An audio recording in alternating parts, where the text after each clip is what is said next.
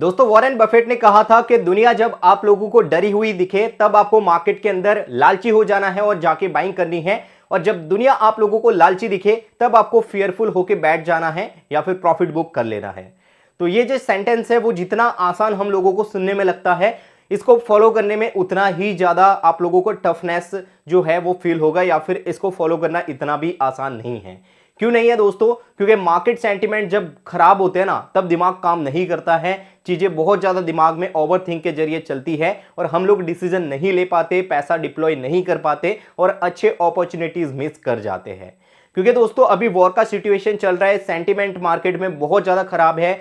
इस लेवल पर as an investor आप लोगों को नए इन्वेस्टमेंट के डिसीजन लेना या फिर जो है वो नए इन्वेस्टमेंट करना वो इतना आसान नहीं होगा। लेकिन उन कंपनीज के इंफॉर्मेशन आपके पास है, वो कंपनीज के बारे में आप लोग अच्छे से जानते हो, तो वहां पे आप लोग अपना कन्विक्शन हाई है, तो इन्वेस्ट इस साइकिल के अंदर अगर आप लोग करते हो तो वो सबसे अच्छी अपॉर्चुनिटी आपके लिए साबित हो सकते हैं और यहीं से आप लोग जो है वो मल्टीबैगर बना सकते हो अपने इन्वेस्टमेंट्स को। लेकिन दोस्तों इसके लिए जो है वो आप लोगों को अपने पास इंफॉर्मेशन रखनी भी बहुत ज्यादा जरूरी रहेगी। क्योंकि दोस्तों मार्केट जब गिरता है तब गधे भी गिरते हैं, घोड़े भी गिरते हैं, मतलब अच्छे बिजनेसेस भी गिरते हैं और खराब बिजनेसेस भी गिरते हैं। लेकिन जब मार्केट रिकवर करता है तब दौड़ते सिर्फ घोड़े ही है, ठीक है। मतलब अच्छे बिजनेसेस ही मतलब बुल मार्केट के अंदर आपको सबसे अच्छे रिटर्न्स देंगे, ठीक है।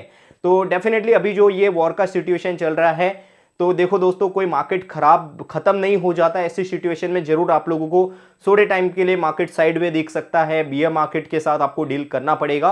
लेकिन यहां पे अच्छी बात यह होती है बियर मार्केट की कि यहां पे सबसे अच्छे अपॉर्चुनिटीज आपको मिलते हैं और यहां पे इस लेवल के ऊपर आप लोग इन्वेस्ट कर लेते हो भाई, वैल्यूएशंस बहुत लुक्रेटिव मिलते हैं आपको बियर मार्केट के अंदर, और यहां पे अगर आप लोग डिसीजन ले पाए तो बहुत अच्छे रिटर्न्स आप लोग कमा सकते हो। एक मार्जिन ऑफ सेफ्टी भी इस मार्केट साइकिल के अंदर आप लोगों को मिल जाती है फ्यूचर इन्वेस्टमेंट्स के लिए।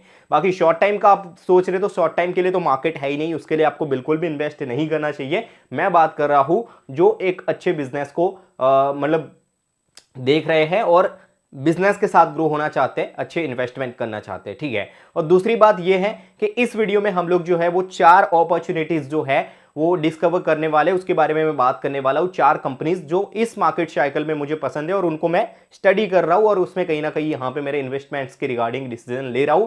लेकिन यहां पे जो भी हम लोग बातें करेंगे वो बिल्कुल भी आपके लिए रिकमेंडेशन नहीं होगा। इस वीडियो को सिर्फ और सिर्फ नॉलेज के लिए ही आप लोग लेके चलोगे, क्योंकि इन्वेस्टमेंट हमेशा दोस्तों एक सब्जेक्टिव डिसीजन होता है। एक कंपनी को पढ़ने के बाद हो सकता है कि मेरे लिए वो एक अच्छी इन्वेस्टमेंट अपॉर्चुनिटी हो, किसी और दूसरे इन्वेस्टर्स के लिए वो अच्छी अपॉर्चुनिटी हो, लेकिन हो सकता है कि आपके जो चेकलिस्ट है उसके अकॉर्डिंग आप लोगों को वो कंपनी इतनी अच्छी ना लगे। तो हमेशा सब्जेक्टिव डिसीजन होता है। और दूसरी बात, एज ऑफ नाउ हम लोग जो इस वीडियो में कंपनीज डिस्कस करेंगे वो शायद एज ऑफ नाउ बहुत अच्छे कंपनीज हैं, लेकिन कल को उठ के हो सकता है 1 महीने बाद ही उन कंपनीज में कुछ गड़बड़ी आए, ठीक है, या फिर अगले क्वार्टर रिजल्ट्स के अंदर वो लोग जो चीजें बताई है उसको लोग ये बिल्कुल यहाँ पे बिजनेसेस खराब हो जाए उनके, तो फिर रेगुलर ट्रैक करना एज एन एक्टिव इन्वेस्टर आपके लिए बहुत ज्यादा इंपॉर्टेंट हो जाता है। तो वीडियो को सिर्फ और सिर्फ स्टडी और नॉलेज पर्पज से ही लीजिएगा। आइए शुरू करते हैं। 4 अच्छे अपॉर्चुनिटीज, ऑफ कोर्स ये 4 अपॉर्चुनिटीज ही नहीं है पूरे मार्केट में, और भी कंपनीज हैं। एक वीडियो में सबको कवर कर पाना मुश्किल रहता है,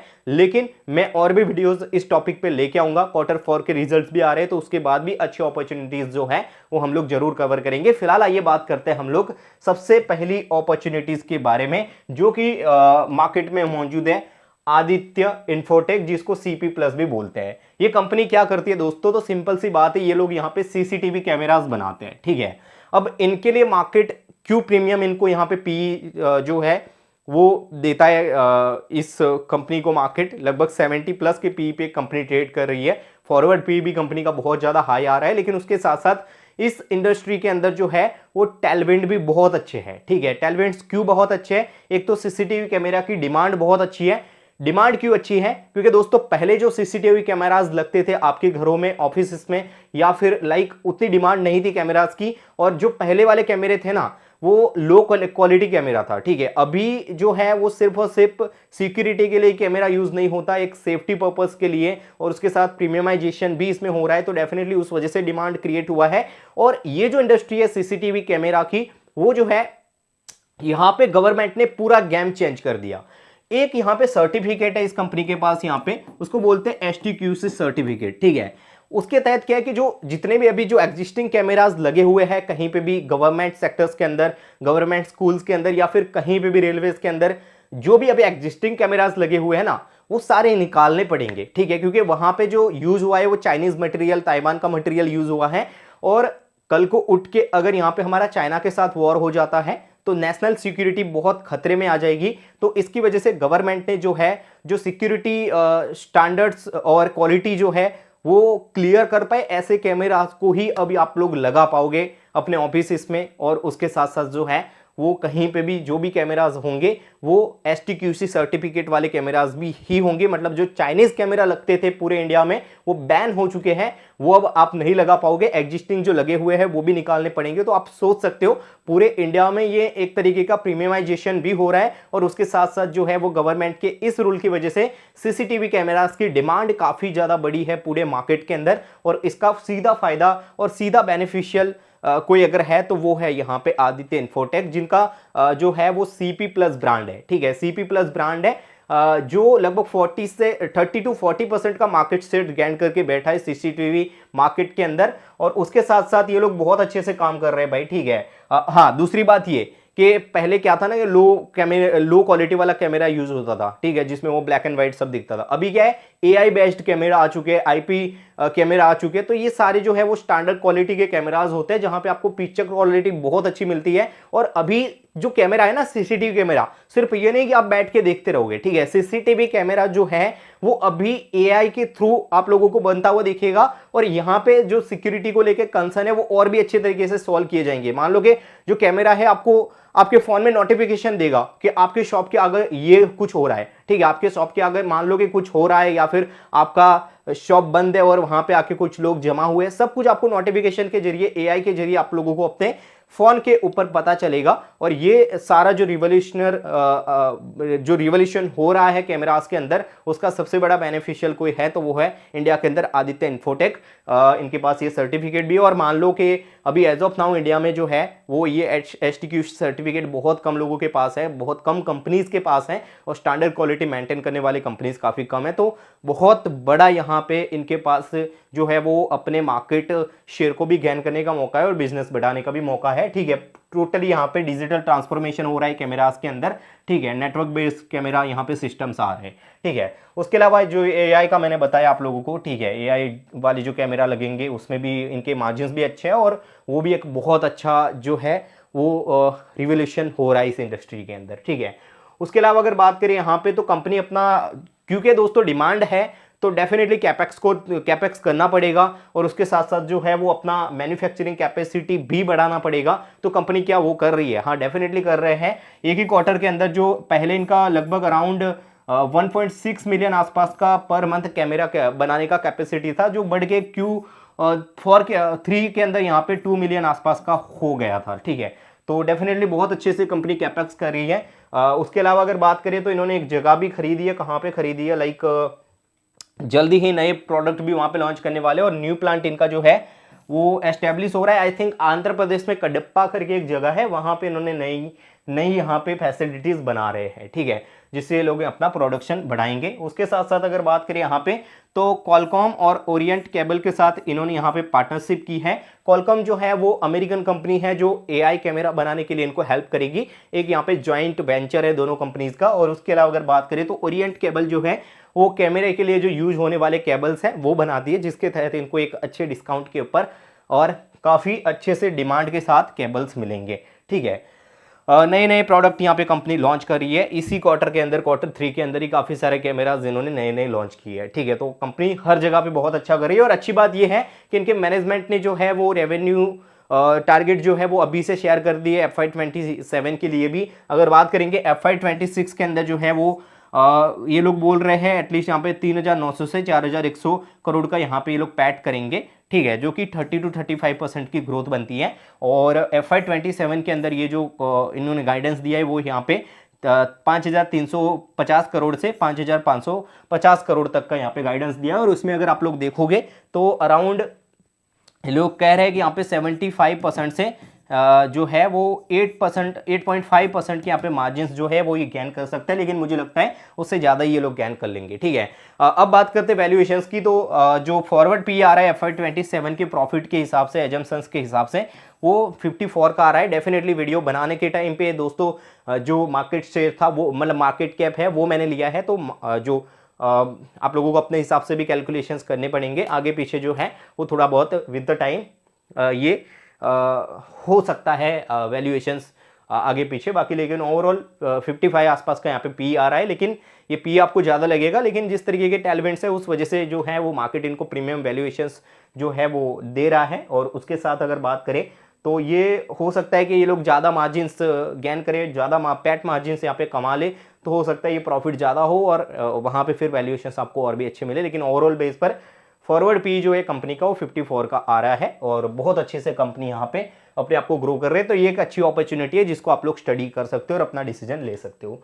उसके बाद दूसरी जो यहाँ पे कंपनी है वो है यहाँ पे ज्वेलरी सेक्टर की एक B2B कंपनी है, स्काई गोल्ड। स्काई गोल्ड की बात करें तो ये लोग क्या करते हैं दोस्तों, ये लोग ज्वेलरी बनाते हैं किसके लिए, जो रिटेलर्स होते हैं उनके लिए, जैसे कल्याण ज्वेलर हो गए, टाइटन हो गया, टाइटन का जो तनिष्क ब्रांड है उसके लिए, और बड़े बड़े और भी अगर आप लोग देखोगे तो ब्लू स्टोन है, उसके अलावा थंगमलाई करके एक ज्वेलर कंपनी है जो साउथ में काम करते हैं, उन सब के लिए यहाँ पे ये कंपनी क्या करते हैं, स्काई गोल्ड ज्वेलरी नई नई डिजाइन्स वगैरह बनाती है और वो मतलब इनके लिए मैन्युफैक्चरिंग करते हैं। ठीक है, कंपनी बहुत छोटे से स्टार्ट किया था इन्होंने और आईपीओ के बाद नया जगह भी खरीदा, कैपेसिटी भी अपना इंक्रीज किया और कांस्टेंट मैनेजमेंट ने कमाल का एग्जीक्यूशन दिखाया। ठीक है, और अभी अगर बात करें तो रिटेल डिमांड कितनी अच्छी है, अभी जो रिटेलर्स के जो अभी मतलब नंबर्स आए, कल्याण का मैं देख रहा था 64% का ग्रोथ। उसके अलावा अगर देखोगे आप लोग तो ये PNG का भी यहाँ पे नंबर आए हैं तो वो भी बहुत अच्छे नंबर्स है।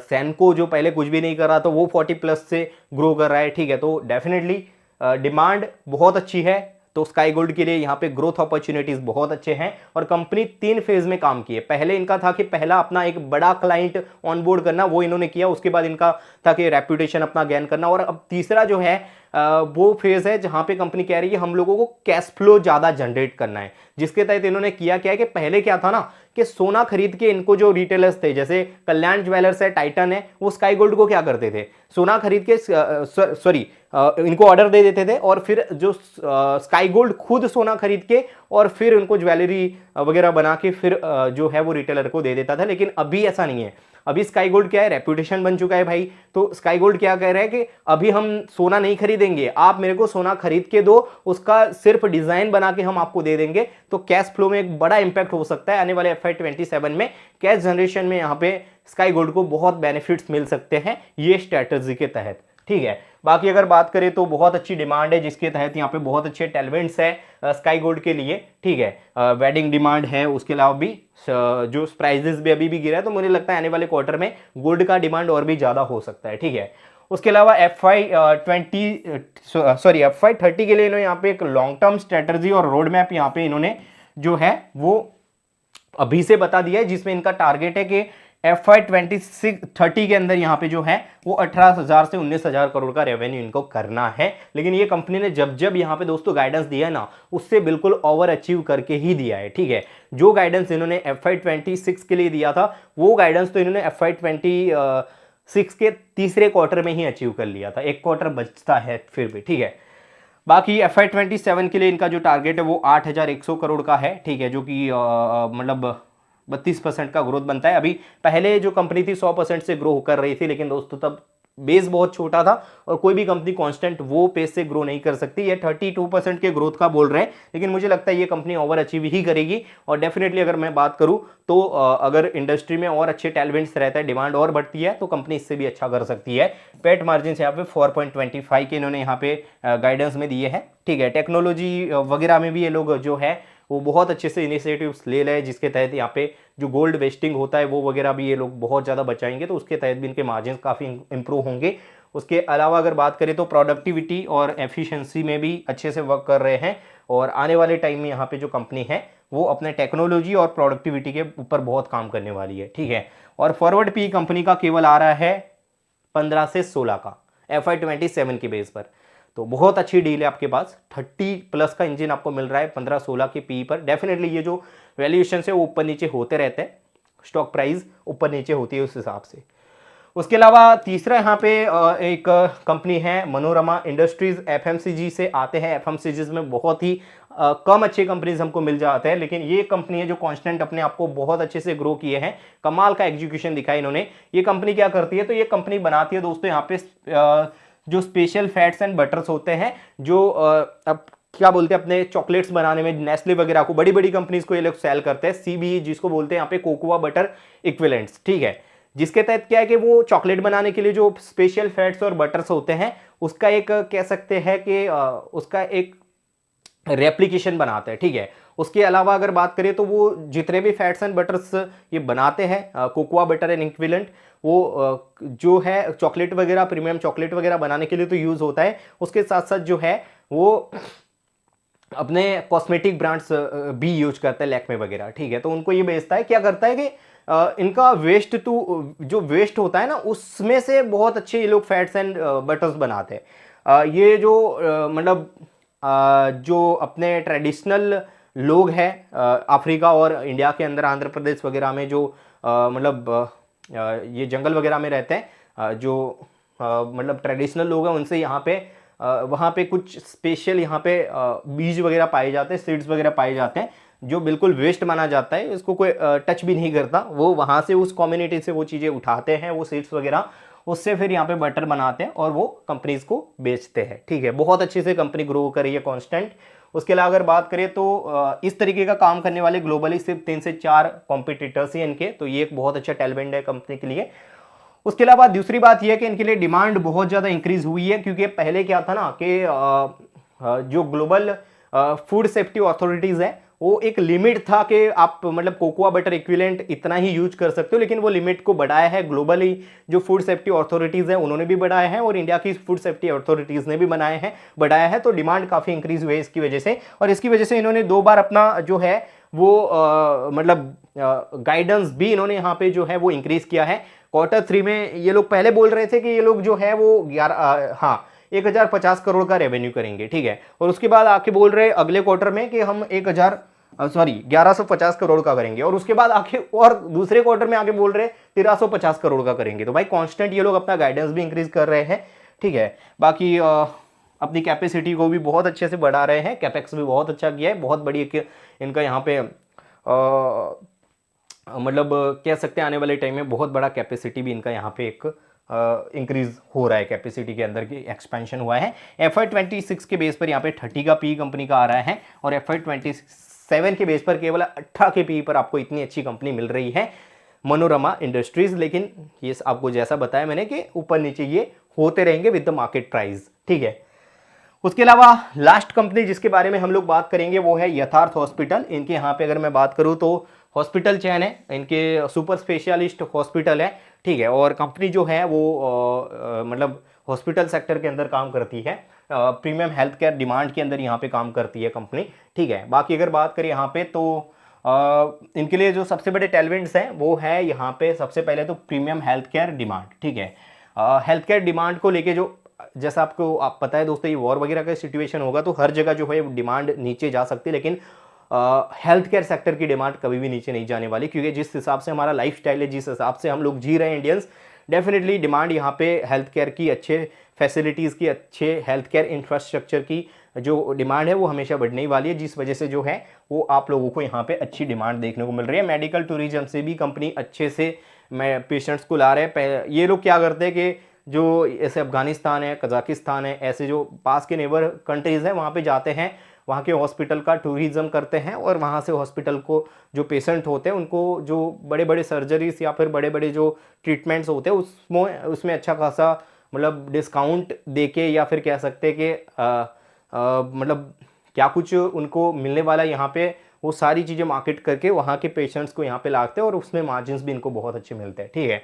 बाकी अगर बात करें यहाँ पे तो 2 नए हॉस्पिटल उन्होंने Q3 के अंदर लॉन्च किए, और Q4 के अंदर भी इनका एक आगरा हॉस्पिटल भी न्यू लॉन्च हो रहा है। कंपनी अभी 2500 बेड के आसपास इनके बेड्स है, जो बढ़ के यहाँ पे अगले 2 से 3 साल में कंपनी का टारगेट है 5 से 6 हज़ार जो बेड है वो कैपेसिटी इनका बढ़ाना, ठीक है। फाइनेंशियल एस्टिमेट्स की अगर बात करें तो पैट यहाँ पे कंपनी का FY26 के बेस पर यहाँ पे 170 का आ रहा है और FY27 के बेस पर यहाँ पे 220 करोड़ का ये एस्टिमेशन है। इससे कम आगे पीछे हो सकता है डिमांड ज़्यादा बढ़े तो ये ज़्यादा ही पैट कर ले, या फिर मार्जिन ज़्यादा कमाए तो ज़्यादा ही कर ले, हो सकता है इससे थोड़ा कम भी करे, ठीक है। लेकिन अजम्पशंस के बेस पर जो पी आ रहा है फॉरवर्ड वो 29 का आ रहा है। अगेन मैं कहना चाहूँगा जितने भी वैल्यूएशंस मैंने आपको बताए वो विद द टाइम जो है वो ऊपर नीचे होते रहेंगे, तो वो आपको अपने अकॉर्डिंग स्टडी करना है। और आज के दिन के अंदर ये कंपनी सारे अच्छे लग रहे हैं मेरे को। हो सकता है कि कल को उठ के इन कंपनीज के तहत मेरे व्यूज चेंज हो जाए, क्योंकि कंपनीज में अगर कोई मिस्टेक होगी तो डेफिनेटली जो है वो हम लोग वहां पे फिर चेंज करके हमको सेल भी करना पड़ेगा। तो इस वजह से इन्वेस्टमेंट हमेशा सब्जेक्टिव डिसीजन होता है। ये वीडियो को आप लोग स्टडी पर्पज से ही लीजिएगा। डिस्क्लेमर अगेन वही देना चाहूंगा, कोई भी तरीका का सेल बाय रिकमेंडेशन नहीं है। अपनी स्टडी करिए, अपने रिस्क एंड रिवॉर्ड रेशियो को देखिए और अपने जो भी चेकलिस्ट है उनको आप लोग मतलब ये सारी कंपनीज जो है वो आपका उन चेकलिस्ट के तहत आपका मनी डिजर्व करती है, तो डेफिनेटली फिर इन्वेस्ट कर सकते हो। ये आपका टोटल डिसीजन है, ठीक है। बाकी वीडियो पसंद आए तो लाइक कर दीजिएगा। कमेंट्स के अंदर कुछ इंप्रूव करने लायक है, नए हैं दोस्तों, नया कंटेंट क्रिएटर हो इस फील्ड के अंदर, तो आप लोग मेरे को सजेशंस जरूर दे सकते हो कमेंट्स के अंदर। और वीडियो पसंद आए तो लाइक करिएगा, अपने उन दोस्तों में भी शेयर करिएगा जो बिना इस मार्केट कैश के अंदर बिना इन्वेस्ट करके बैठे हैं, पैसा डिप्लॉय नहीं कर रहे हैं और सीधे किसी भी कंपनी में पैसा डाल रहे हैं, ठीक है। तो वीडियो पसंद आए तो लाइक कर दीजिएगा और कमेंट्स के अंदर कुछ इंप्रूवमेंट के लिए या फिर कोई आपका और यहाँ पे आप लोगों को रिक्वायरमेंट है कोई वीडियो की टॉपिक की, तो वो भी आप लोग बताइएगा, मैं जरूर वीडियो बनाऊंगा। बाकी थैंक्स फॉर दी वॉचिंग।